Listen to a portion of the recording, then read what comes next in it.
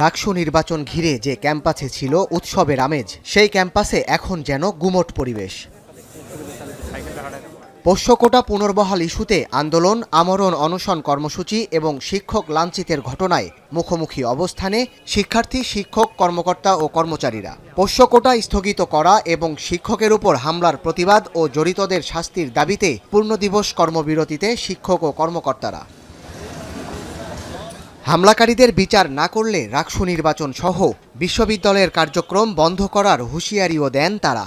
এই আন্দোলনের মাধ্যমে শিক্ষকদের লাঞ্ছিত করা, অফিসারদের লাঞ্ছিত করা, এটা একটা আমার মনে হয় যে রাষ্ট্রকে নস্যাৎ করা একটা ষড়যন্ত্র। কাদের ইন্ধনে তারা এই কাজটা করছে আমরা জানি না, তবে এর সুষ্ঠু বিচার না হওয়া পর্যন্ত সমস্ত ক্লাস পরীক্ষা অনির্দিষ্ট কালের জন্য বন্ধ থাকবে। নির্বাচনী আমেজের মধ্যেই অনাকাঙ্ক্ষিত পরিস্থিতিতে ঝিমিয়ে পড়েছে প্রচারণা। নির্বাচনের 4 দিন আগে কর্মবিরতির মতো কর্মসূচিকে নির্বাচন বানচালের ষড়যন্ত্র হিসেবেই দেখছেন প্রার্থী ও ভোটাররা। প্রার্থী হিসেবে আশঙ্কা করতেছি যে রাকসুটা আসলে মনে হচ্ছে না যে পূজার আগে কিংবা পূজার ছুটির আগে সম্ভব হবে। এটা টোটালি তাদের একটা ষড়যন্ত্র, কিভাবে আমাদের 35 বছর পর হতে যাওয়া রাকসু টোটালি বানচাল করা যায়।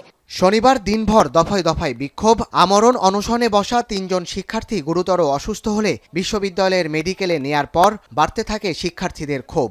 প্রশাসনের সঙ্গে কর্মকর্তাদের আলোচনায় বসার পরও সমস্যার সমাধান না হওয়ায় উপাচার্যের বাসভবন ঘেরাও করে শিক্ষার্থীরা। পরে বিশ্ববিদ্যালয়ের সোশ্যাল মিডিয়া গ্রুপে পোষ্যকোটা স্থগিতের সিদ্ধান্ত জানায় প্রশাসন। পোষ্যকোটা পুনর্বহাল ইস্যুতে একদিকে শিক্ষার্থী, অন্যদিকে বিশ্ববিদ্যালয়ের শিক্ষক, কর্মকর্তা ও কর্মচারীদের অবস্থান। এতে বিপাকে পড়েছে বিশ্ববিদ্যালয় প্রশাসন। এখন রাজশাহী।